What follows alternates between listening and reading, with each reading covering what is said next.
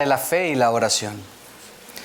Y es lo que pasa al tomar versículos aislados y tomarlos como amuletos de buena suerte. Si esto fuera así, si Dios obrara de esta manera, no sería consistente con lo que vemos en el resto de la Escritura, como vamos a estudiar ahora. Pero si todo lo que se necesita es creer lo suficiente que algo pase y declararlo positivamente, como muchos afirman, ¿por qué entonces sigue habiendo tantos enfermos?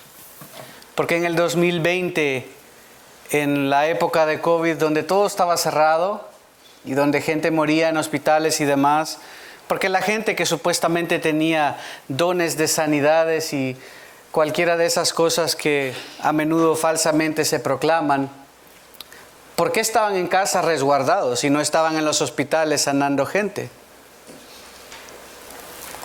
¿Por qué entonces hay gente que nunca se sana? ¿Por qué entonces una muchacha, una mujer, un hombre que está en una silla de ruedas y le ora con fe al Señor, con toda la fe, y llora, imponen manos a él, a la persona, y declaran que todo va a estar bien y no se sana? Lo que resulta de estos casos es que se achaca a la falta de fe de la persona. Es la manera más fácil y burda de limpiarse. Es que te faltó fe. Yo lo declaré positivamente y te faltó fe. Lo he visto muchas veces. Lo vi de manera desgarradora hace muchos años, en otro país. 2 personas pasar en silla de ruedas porque supuestamente Dios había dicho a través de alguien que se iban a sanar, y pasar guerreando y peleando en oración por media hora. Tal vez habrá sido 15 minutos, pero se me hizo eterno. Y pelear y declarar y gritar y llorar y manipular para que al final esta pareja quedara con el corazón roto porque no se levantaron de la silla. ¿Qué falló ahí? ¿Dios no dijo que iba a hacer lo que iba a hacer? ¿No tuvieron suficiente fe? ¿Qué es lo que termina pasando? Al final, como dicen, no, yo no me voy a culpar. Dios sí me dijo, pero tú no tuviste fe. Y esta gente sale de ahí como salieron y me parte el corazón solo pensarlo. La esperanza que tuvieron por un ratito que Dios los iba a levantar de esas sillas de ruedas. Con el corazón roto, dudando de Dios, pensando que su fe no es suficiente.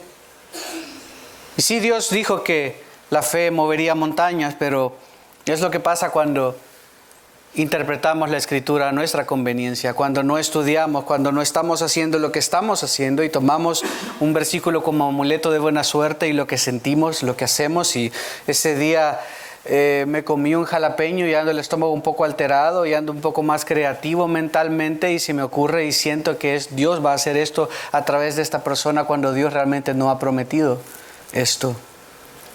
De tal manera que es importante tener fe y oración. Es importante tener fe en la oración. Y es importante tener oración en la fe, pero no de la manera que pensamos, de la manera que Dios lo ha prescrito.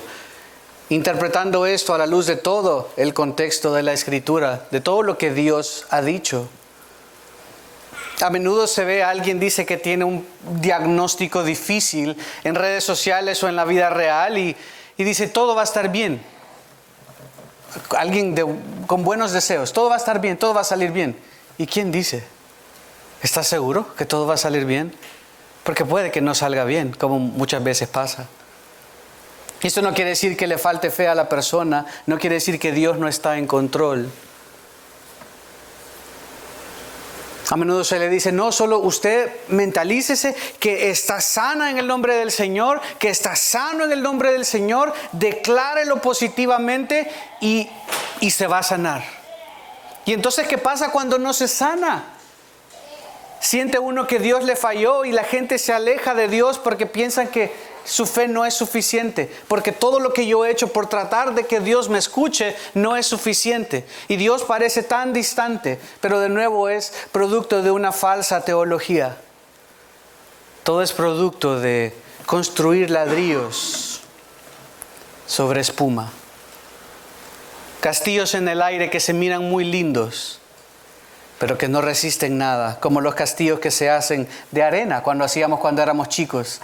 Que uno lo hace súper bonito, súper lindo, y hay gente que hace unas figuras espectaculares, pero tarda nada más que venga un poco de agua y ese castillo se desvanece. Pero los castillos que están construidos en la roca, como los castillos que uno encuentra en Europa, sólidos como la roca, no se desvanecen rápidamente. Y es importante que entendamos cómo funciona la oración. Esto no es un compendio de historias que se pusieron juntas. Está Jesús haciendo algo. Es parte de cuando Jesús va a Jerusalén. Él estaba haciendo algo. ¿Qué estaba haciendo Jesús? ¿Qué estaba revelando acerca de la incredulidad de Israel? ¿Y por qué ahora menciona algo acerca de la oración y de mover montañas? Eso es lo que queremos hacer ahora en Marcos 11, versículos 22 al 26. El camino hacia Dios no es el judaísmo, no es el cristianismo, no es ninguno de los ismos, no es ninguna religión. El camino hacia Dios es por medio de la fe. Y alcanzamos a Dios con fe y en oración. Nos comunicamos con Dios de esta manera.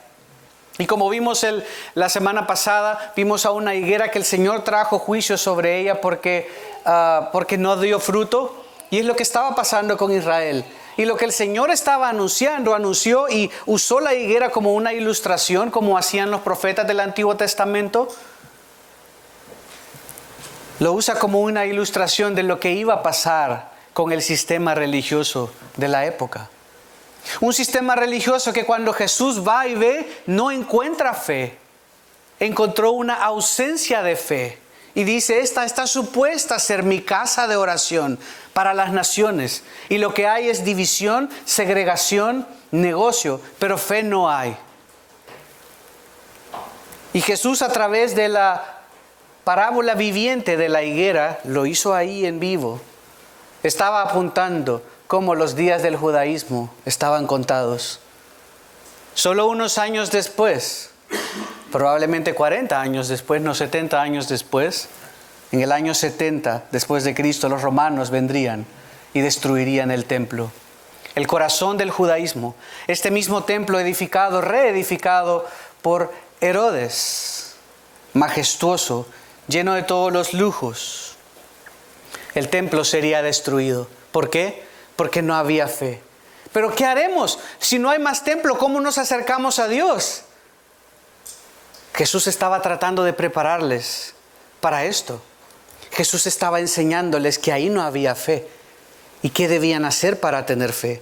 Jesús no les estaba dando una pócima mágica que beberse cuando tenían problemas.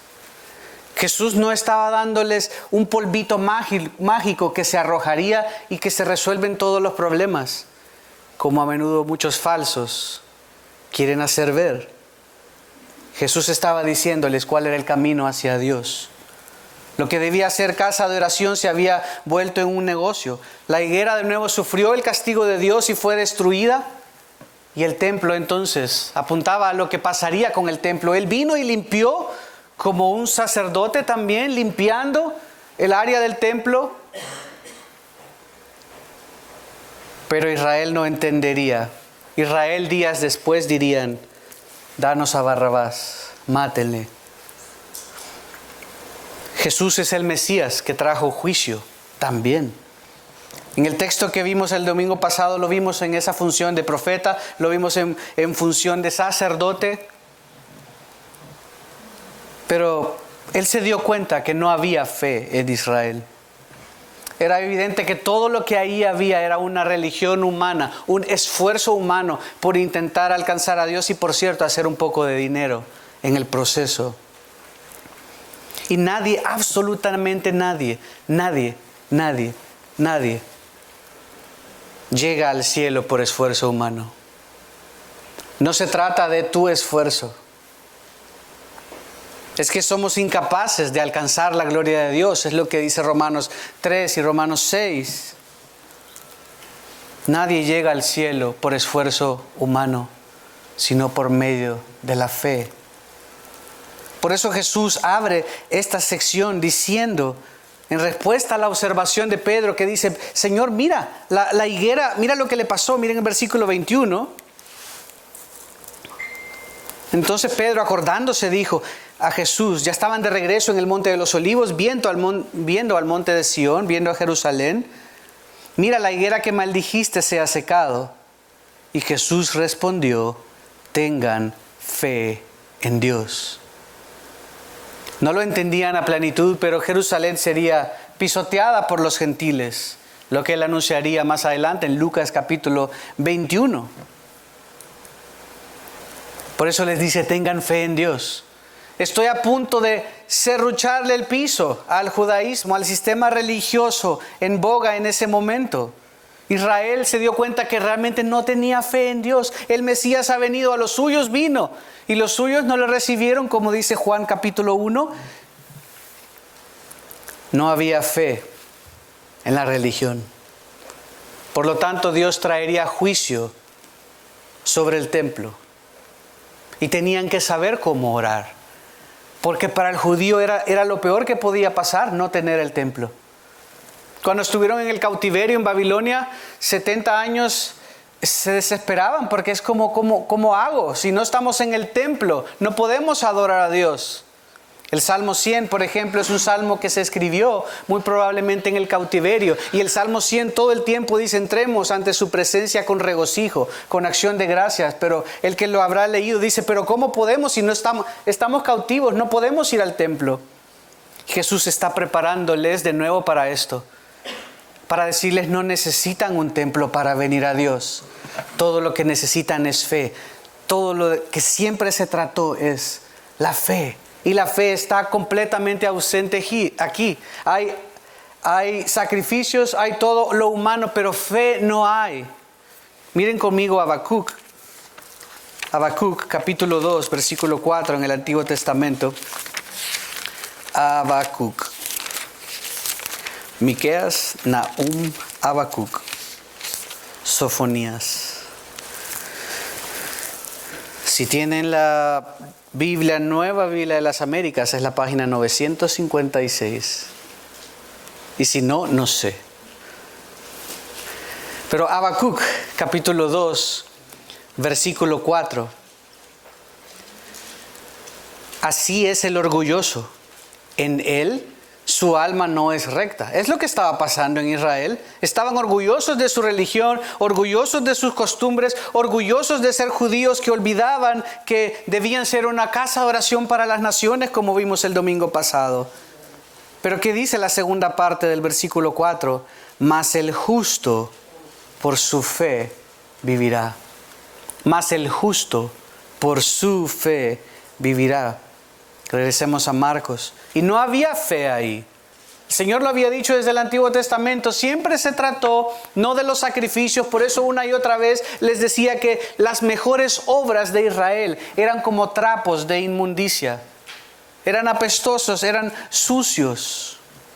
Porque el Señor no se complace en sacrificios, sino en que se haga la voluntad de Dios. Sino en que le sigamos y le obedezcamos. ¿De qué sirve hacer si nuestro corazón no está ahí? ¿De qué sirve ser un árbol frondoso como la higuera lo era? Parecía que tenía fruto y estaba lista para dar fruto, pero no tenía fruto. Y lo mismo sucedió con Israel. Ante esa realidad, Dios quiere recordarnos hoy cómo acercarnos a Él por medio de Jesucristo para tener libre acceso a Él. Él estaba preparando el camino. No queremos ser religiosos. La religión nos salva. Como pueden ver en su bosquejo que lo tienen, vamos a ver en el primer punto que para acercarnos a Dios necesitamos tener fe. No necesitas un templo, no necesitas una postura específica, necesitas tener fe. Dice en el versículo 22 de nuevo, y Jesús respondió, tengan fe en Dios. En verdad les digo que cualquiera que diga a este monte, este es el contexto de lo que está diciendo. Están parados en el monte de los olivos, están viendo el monte de Sión donde está el templo que iba a ser destruido, todavía no lo entendían. En verdad les digo que cualquiera que diga a este monte, quítate y arrójate al mar, está refiriéndose al monte de Sión, no es a cualquier monte, está ejemplificando lo que estaba viendo en ese momento.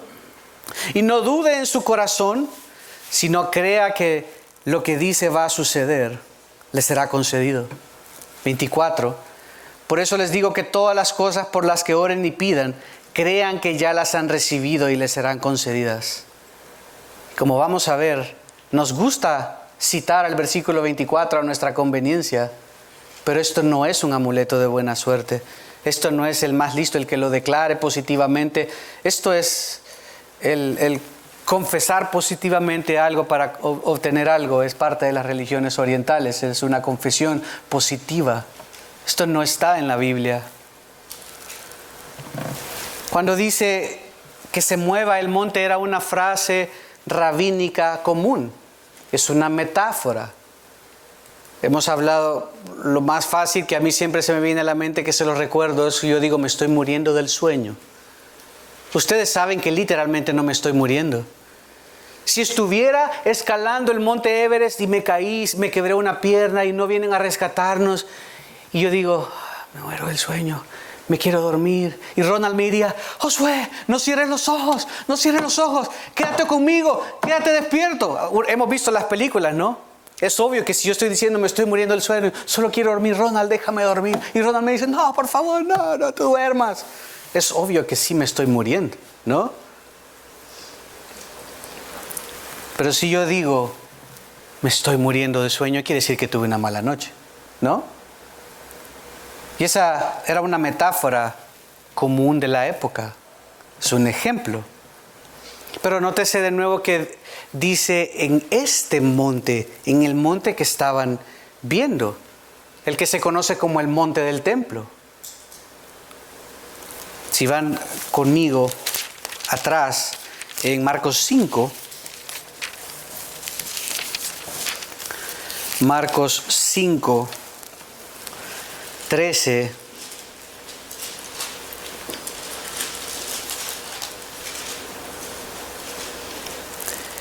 Aquí hay algo también que cuando lo estudias, cuando te das cuenta, cuando cuando vienes estudiando secuencialmente, te das cuenta que el Señor no está diciendo algo que aplica, no es una regla general. De la misma manera que los proverbios no son promesas. Los proverbios son verdades generalmente observables de la naturaleza, no son promesas. Y a veces pensamos que son promesas. Marcos 5:13. Jesús les dio permiso a quienes, a los demonios, ¿se recuerdan? Pidieron ir a unos cerdos. Y saliendo los espíritus inmundos, entraron en los cerdos. Y la manada, unos 2000, se precipitó por un despeñadero al mar. Y en el mar se ahogaron. Tema común, cerdos, que para el judaísmo eran inmundos, para nosotros son deliciosos. Uno piensa bacon, tocino y carnitas. Pero para el judío era sucio, detestable, contaminante, y los cerdos se arrojaron al mar. Ahora miren capítulo 9, versículo 42.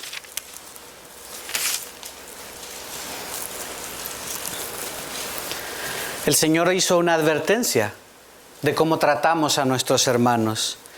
Y dice, cualquiera que haga pecar a uno de estos pequeñitos que creen en mí, a uno de sus hijos, mejor le fuera si le hubiera sido atado al cuello una piedra de molino de las que mueve un asno y lo hubieran echado al mar. De nuevo, el mismo tema, alguien malo, alguien que le hizo algo a sus hijos, mejor que se arroje al mar él mismo antes de que enfrente mi justicia, es el punto. De nuevo, algo malo, algo feo, algo no agradable, juicio en el mar. Generalmente en la concepción, vimos esto antes, no sé si lo recuerdan, pero generalmente en la concepción, en la mente hebrea, el mar era el producto de todos los males. En el mar estaba el mal. En el mar estaban bestias, ¿no? Así como el monstruo del lago Ness y cocodrilos y qué sé yo, que uno podría pensar, era mal visto, y por eso el terror de la gente en el mar de Galilea, cuando había una tempestad en el tiempo donde no se suponía que habían tempestades, tenían terror, tenían miedo, porque el mal está en el mar. Y generalmente esta era la concepción, si me entienden hacia dónde vamos. Si el Señor está diciendo, en verdad les digo que cualquiera que diga a este monte, quítate y arrójate al mar. ¿Qué estaba en el monte? ¿Qué es lo que se miraba en el monte? El templo de Herodes, el palacio de Herodes. El Señor de una manera está conectando con sus mentes que el sistema religioso iba a ser descartado por él, porque apestaba, porque era inmundo, porque no había fe, porque habían meras obras humanas. Y Jesús pronto traería juicio sobre ellos. Está diciéndoles con otra ilustración el destino de ellos. Está comunicándoles un poco más. No es que literalmente, a ver, yo quiero que aquí hay montes, así que aparezca un monte. No es esa la idea.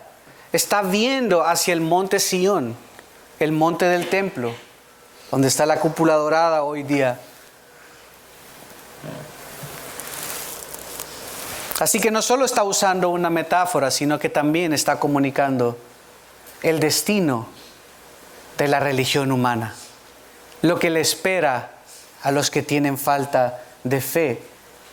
No, uno dice se va al mar, uno cuando piensa en el mar piensa algo que rico, piensa uno en un traje de baño y un coquito y bañándose y nadando en las olas. Esto no es lo que pensaba el judío. Está viendo al monte y dice, todo este sistema religioso que acabo de condenar va a ser condenado. Y él lo iba a derribar, él lo iba a destruir, iba a usar de nuevo un ejército enemigo como lo hizo muchas veces antes para destruir un sistema religioso que era pagano. Pero si el templo sería destruido y es una casa de oración, entonces ¿qué quedaba? ¿Cuál era la esperanza para los que seguían a Dios? ¿Qué es lo que iba a pasar? Al escuchar eso, debe haberlos embargado el temor y el terror. Porque es lo que conocemos. Al fin tenemos un templo. ¿Y cómo así? Jesús quería que supieran que no es necesario un templo para acercarse a Dios. El judaísmo tenía rituales continuos. Habían agregado más de lo que Dios había dicho, que es lo que generalmente terminan haciendo las religiones, cada quien agregando a la palabra de Dios. Y Jesús les dijo muchas veces que no es lo de afuera lo que contamina. Y la gente se lavaba las manos y se purificaba solo porque estuvo en un mercado con gentiles. Aunque sea que ni los tocó ni nada, algo que la ley no decía, pero estaban continuamente haciendo rituales por el temor de ofender a Dios. Cuando estaban descuidando su corazón, Jesús les dice, es que no es lo de afuera lo que te contamina. Todo eso solo son ilustraciones vivas para que tú entiendas que debes venir a mí con un corazón limpio y debes lavarte y debes pedir perdón. Siempre se trató de eso. Una comunión real con Dios, está diciéndoles, es una oración con fe. Porque se estaban haciendo miles, millones. Dijimos la semana pasada cuántos animalitos se mataban generalmente para la Pascua, 200 o 300 mil. Esos son un montón de oraciones, un montón de sangre derramada que no servía para nada. Pero una comunión real con Dios es una oración con fe. Por eso le dice a Pedro, tengan fe en Dios. No es lo de afuera, es la actitud con la que nos acercamos a Dios. Pero, ok, listo, nos queda claro. Queremos dar fruto realmente y el fruto no es lo externo. No es el mero venir, porque puedes venir, puedes ponerte tus mejores ropas y tu corazón estar en otro lugar y no estás adorando a Dios y no te estás alimentando de la palabra y no estás en la semana teniendo comunión con Dios en oración. No sirve de nada. Pero ¿qué entonces? ¿Qué en cuanto a la fe para que Dios conteste las oraciones? Que Jesús lo dijo también. Entonces es importante. Si van conmigo a Mateo 18, Mateo 18, 19. Debemos tener cuidado con estas falsas creencias, falsos enunciados, falsas prácticas alrededor nuestro. Dice Mateo 18, 19. Además les digo que si 2 de ustedes se ponen de acuerdo sobre cualquier cosa que pidan aquí en la tierra, les será hecho por mi Padre. Entonces, ¿qué evita que venga yo y le diga, Sergio, venga, pongámonos de acuerdo y oremos que aquí todos nos convirtamos en millonarios?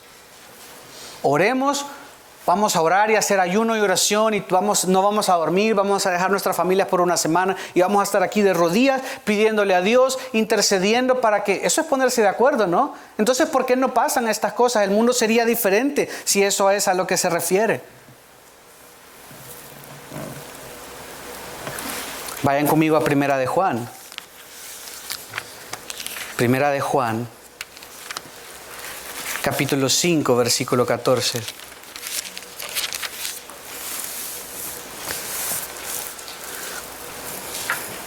Es por eso que debemos estudiar cada texto en su contexto.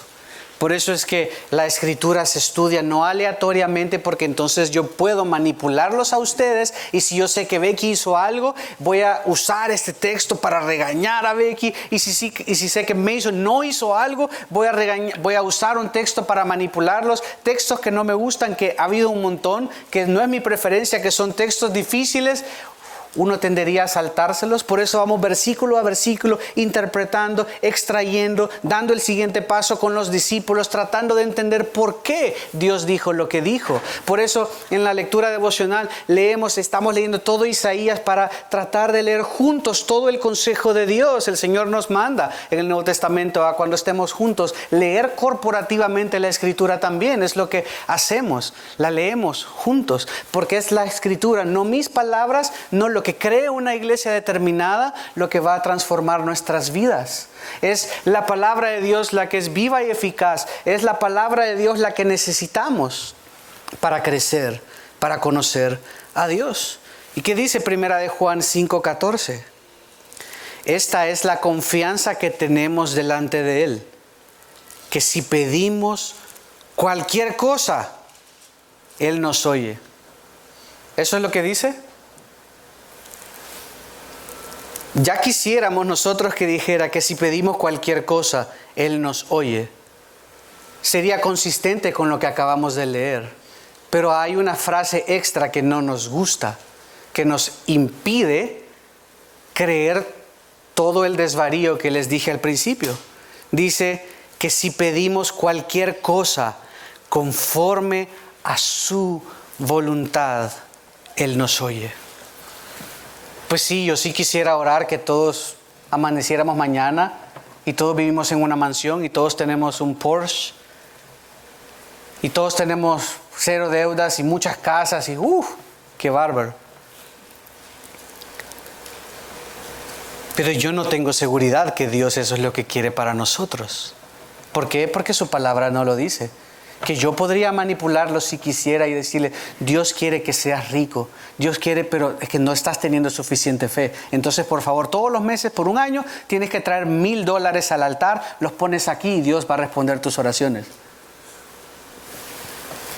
Claro que podría hacer eso como muchos lo hacen. Claro que podría manipular como muchos lo hacen. Pero tomamos en serio la palabra de Dios y no predicamos lo que Él no ha dicho. No hay tal cosa ni siquiera como un diezmo, como muchos lo hablan. A la gente le gusta hablar del diezmo y todos tienen que dar el 10% fijo y después la ofrenda. Así que por lo menos 20% de su ingreso. Y hay gente que entra en la estipulación, bueno, ¿salario bruto o salario neto? ¿Cómo así? Depende. Y ahí van, ¿no? Y hay manipulación y he visto de verdad. Hay iglesias que ponen carteles de los que no han ofrendado. Pues dicen, los que no han diezmado. Entonces les llevan contadas las costillas que los que no han diezmado. Y esto no es bíblico, eso es en el Antiguo Testamento. Esta parte les gusta, pero la parte de que se circunciden todos los hombres no les gusta. Entonces, ¿qué sí aplico y qué no? El Señor ya cumplió esa parte, esos requisitos de la ley. No es necesario más hacerlo. El que da según propuso en su corazón. Para agradar a Dios. Para agradar a Dios. Da voluntariamente. Lo que quiera, cuando pueda, como quiera, porque es para el Señor.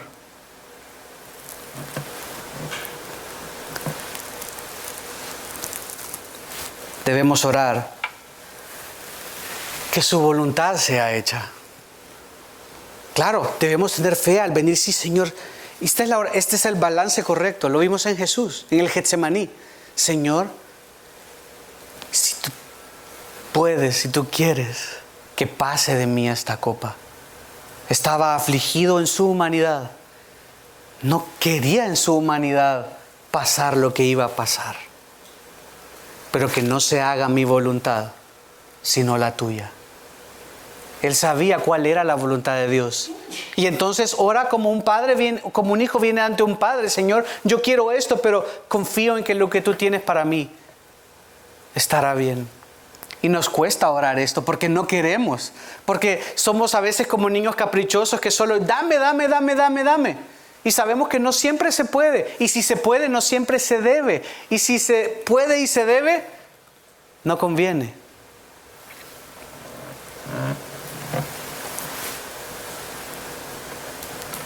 Como el leproso que dice, Señor, si tú quieres, puedes sanarme. Otro gran ejemplo. Tenía fe, sabía que Dios podía sanarle, pero no sabía si era su voluntad sanarle. Así que le pide, pero le dice, si tú quieres. Y oramos con fe de que Dios es capaz de hacer absolutamente cualquier cosa. Dios sigue obrando hoy en día y Dios puede hacer cualquier cosa inmediatamente o a través de su providencia, a través de las circunstancias. Dios sigue obrando. Pero debemos estar seguros que estamos en su voluntad. Y sabemos que Dios quiere que estemos en paz. Entonces yo puedo orar, Señor, ayúdame a tener paz. Señor, ayúdame a tener gozo, que no lo tengo. Hay miles de cosas que Dios sí ha prometido. Pero sanarme de una enfermedad no necesariamente. Es la verdad. Y lo opuesto te va a romper el corazón y te va a alejar de Dios. ¿Por qué? Porque no está en la Biblia. Por más fe que tengamos, si no es la voluntad de Dios, esa montaña no se va a mover. No sé si recuerdan, pero en Daniel 9, eso los digo solo como ejemplo para no ir allá, pero Daniel, leyendo la escritura, se dio cuenta en Daniel 9, lo pueden leer en casa, que Daniel se dio cuenta que ellos iban a estar en el cautiverio 70 años. El Señor lo había dicho. Y Daniel se dio cuenta que este era el año 70. Entonces se pone a orar. Señor, por favor, te pido que tengas misericordia. Cumple tu palabra. ¿Y qué le dice? ¿Cuál fue la respuesta de parte de Dios? En el momento que tú oraste, fue dada la orden para liberarlos. Era la voluntad de Dios. Él oró la palabra de Dios. Oró un deseo, sí, pero la fe estaba basada en la palabra de Dios. Sabía que Él les podía liberar, sabía que Él podía hacerlo, pero la fuerza de su fe era también en el hecho que Él sabía que Él había prometido liberarlos. Y Dios quiere que le oremos. No estamos al azar. Él ha decidido obrar a través de nuestras oraciones. Pidamos todo, pero sabiendo que Él puede decir sí, no, tal vez, o no, o más tarde, o de otra manera. La fe es fundamental para nuestra comunión con Dios. Venimos porque sabemos que Él es poderoso y soberano y capaz de hacer cualquier cosa. Entonces la fe no está en que la haga. Si no la hace, yo sigo creyendo en Dios. Le pido, Señor, si no lo haces, si no me respondes a esto, dame paz, dame paciencia para soportar. Dios podría sanarte hoy mismo, seguro, así como ya, ahorita, ¿sí? No siempre va a ser el caso. A veces va a ser a través de la medicina, a través de los doctores, a través de las circunstancias, ¿sí? Claro, Dios sigue obrando. Entonces pedimos fe, pedimos paciencia, pedimos confianza. Vayan conmigo a Hebreos. Estamos yendo a varios textos porque es importante. Hebreos 11, versículo 6.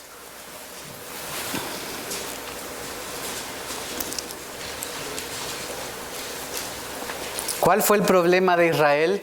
Tenían todo lo que podían necesitar, todo. Pero les faltó lo más importante.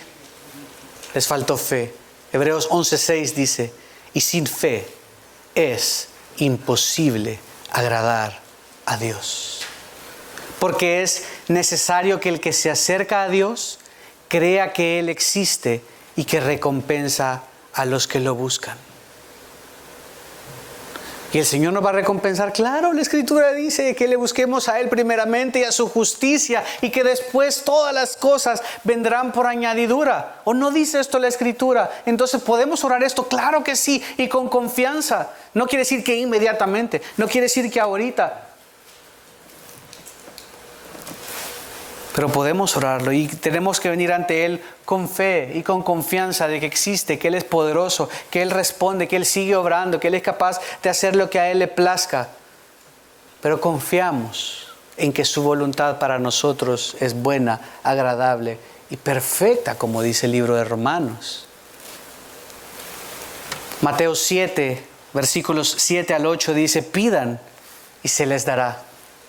Busquen y hallarán. Llamen y se les abrirá. Porque todo el que pide, recibe. Y el que busca, halla. Y el que llama, se le abrirá. Somos llamados entonces, vamos a Mateo, a orar de acuerdo a la voluntad de Dios. Oramos y pedimos con fe. Todo lo que queramos como un hijo viene delante de un padre con confianza, pero sin sentimientos o pensamientos ilusos, engañosos, de que se va a hacer como nosotros queremos. ¿No les ha pasado con sus hijos? Tal vez los que ya los tienen grandes les pasó alguna vez, pero dice, mami, ¿puedo hacer esto?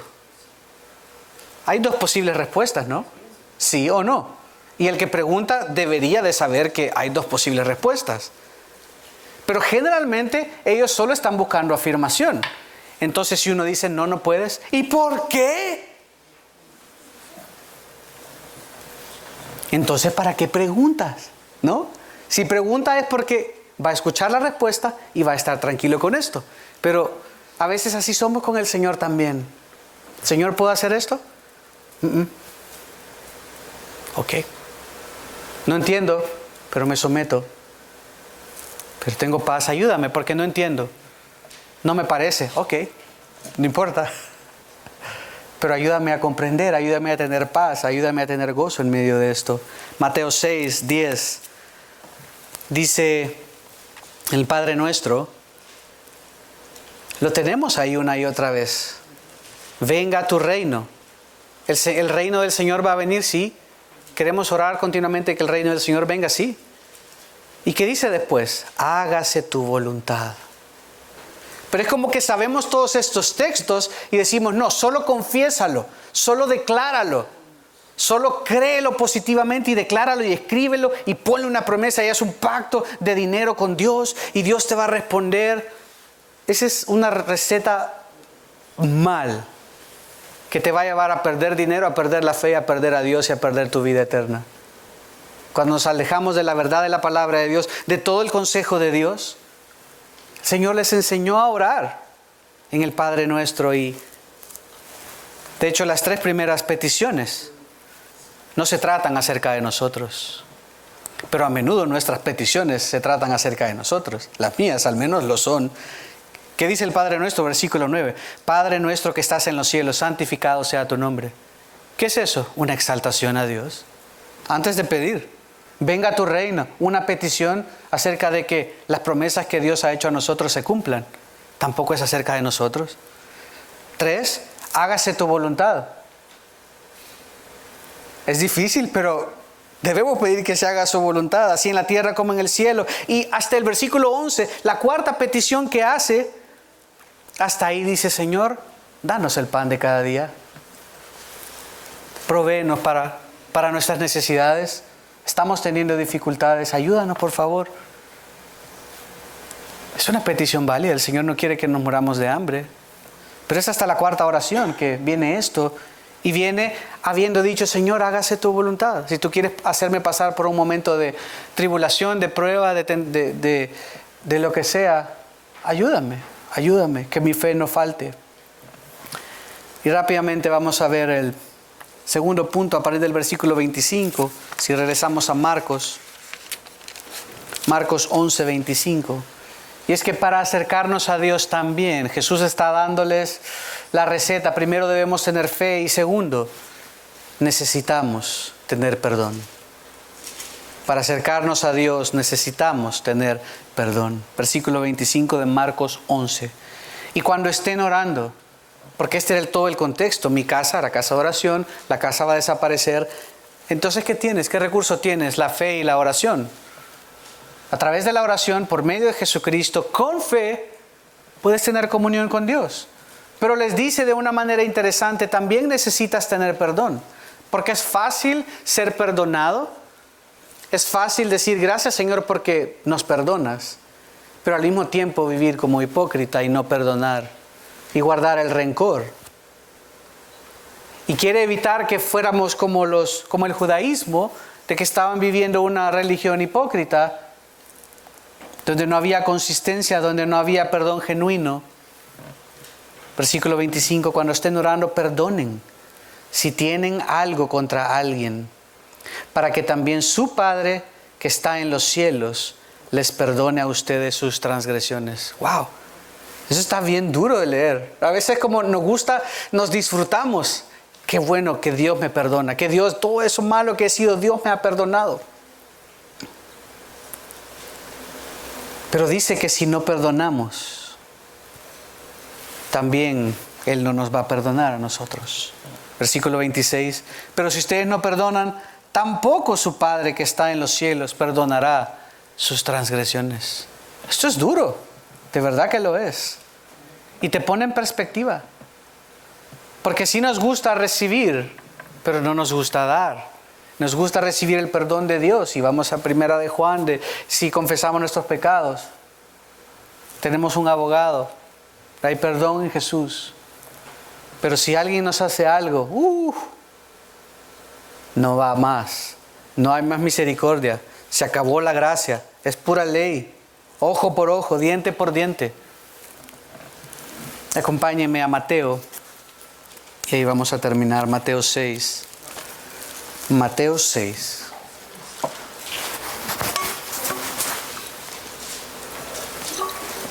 Versículo 12.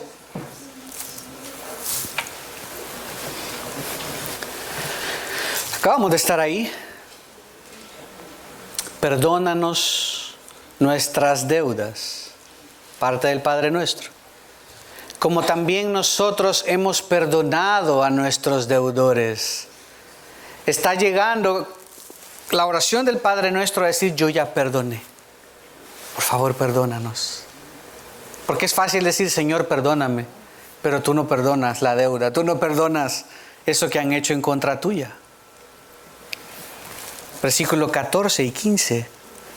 Miren lo que dice, continúa hablando de ese mismo tema.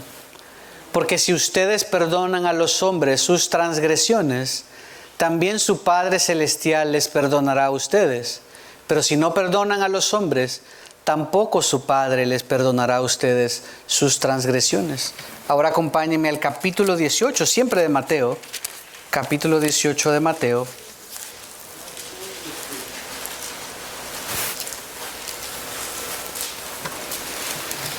Y esta es la parábola de los deudores de nuevo.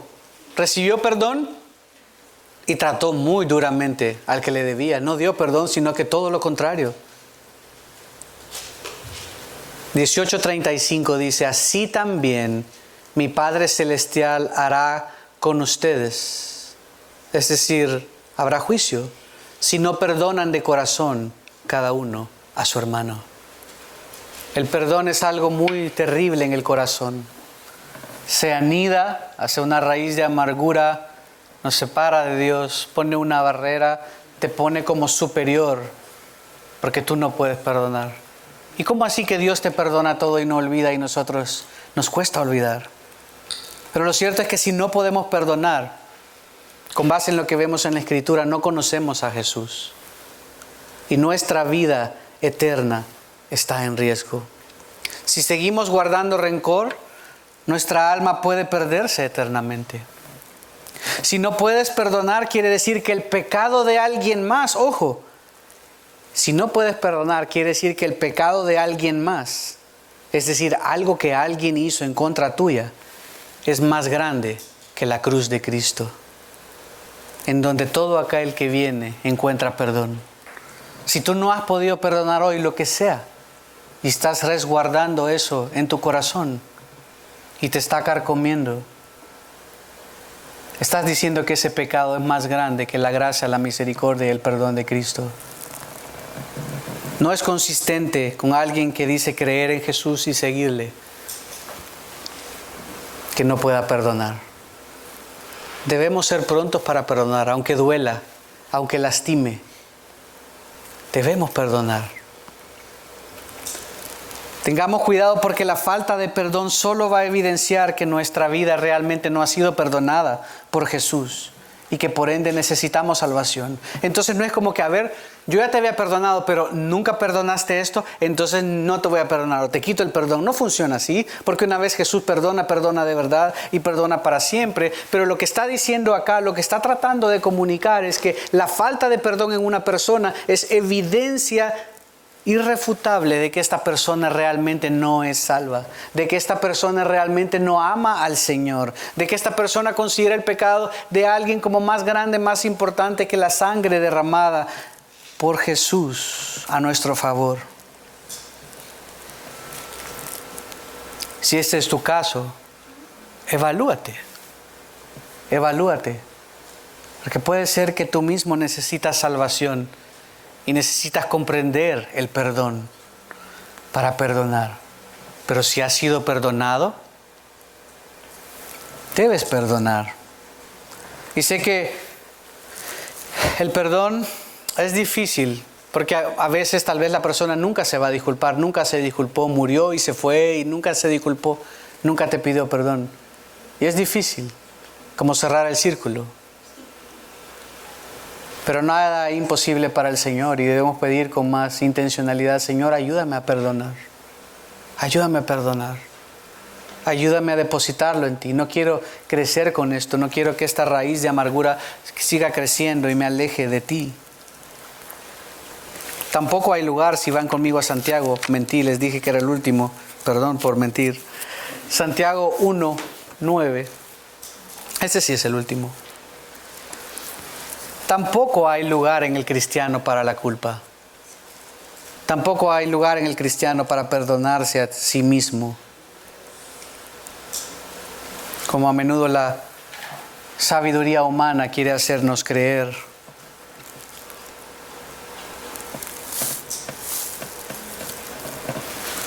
¿Saben que no es esto?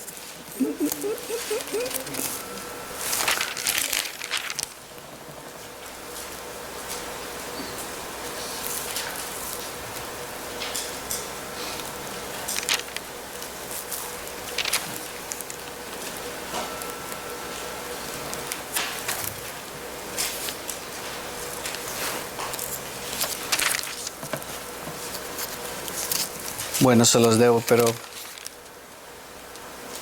no sé qué tenía ahí, pero no hay lugar en el creyente para seguir viviendo con culpa, porque tenemos perdón en Jesús.